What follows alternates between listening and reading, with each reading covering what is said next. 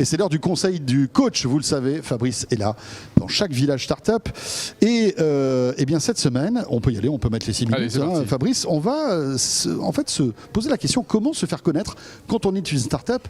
Et en général, quand on est une startup, on n'a pas beaucoup de moyens, mais il faut rayonner quand même. Il faut communiquer. Oui, c'est bien d'avoir un produit innovant, c'est bien d'avoir un service extraordinaire, mais pour vendre, il faut communiquer, il faut se faire connaître. Et c'est vrai qu'on n'a pas beaucoup d'argent quand on démarre.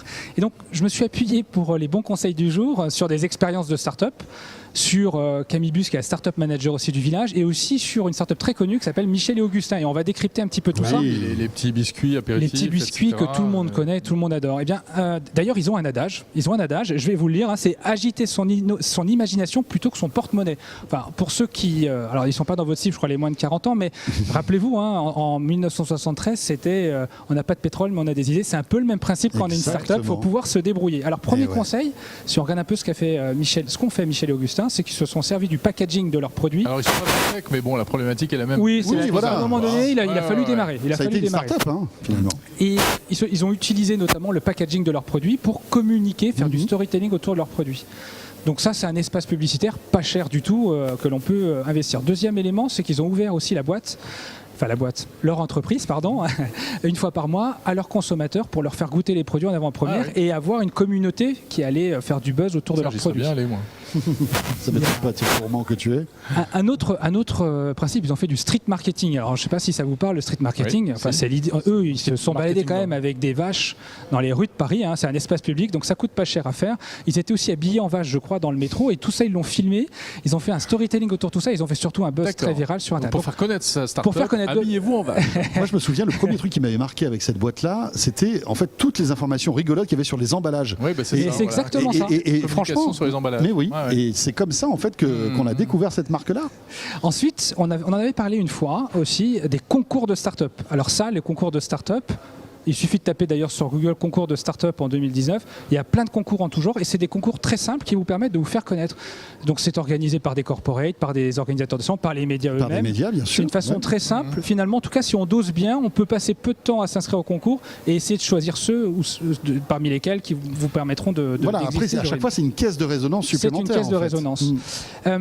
Ensuite, je crois que c'est le cas de Sunday qui est passé juste avant. Oui. Comment elle vous a sollicité? Je crois qu'elle est passée par Twitter. Il y a des moyens très simples via les médias sociaux de harceler les... Non, ne nous harcelez pas. Non. Et en tout cas, c'est un moyen très simple de se faire connaître et c'est comme ça qu'elle a pu passer dans cette émission. Oui, les réseaux sociaux. Les réseaux sociaux, ça coûte pas cher. Avoir le culot de contacter le journaliste, par exemple. C'est aussi. Il faut se faire connaître, bien sûr. Après, nous, on trie, on prend ou on prend pas. Ah non, mais voilà. Mais c'est vrai que si on est sollicité et que l'idée nous séduit, après, vous pourrez être là sur ce plateau, par exemple. En tout cas, un thème que peuvent utiliser les startups, c'est justement pour vous séduire de surfer sur l'actualité. En tout cas, toutes les fois où l'actu concerne votre secteur ou concerne en tout cas toutes les fois où justement il y a un événement dans l'année qui concerne votre activité. On a parlé de ça la dernière fois un petit peu avec Advitam. 1er novembre, Advitam qui était une startup dans le monde des pompes funèbres, c'est le moment dans l'année où il faut rayonner. Mais aussi, il y a quelques startups qui ont fait le buzz au moment du Brexit, notamment, où tous les sondages disaient que les Anglais n'allaient pas voter le Brexit, sauf quelques startups en tout cas qui analysaient les réseaux sociaux, ou d'autres, comme Multivote notamment, qui avaient toute une communauté engagée pour leur poser des questions, qui avaient anticipé le Brexit.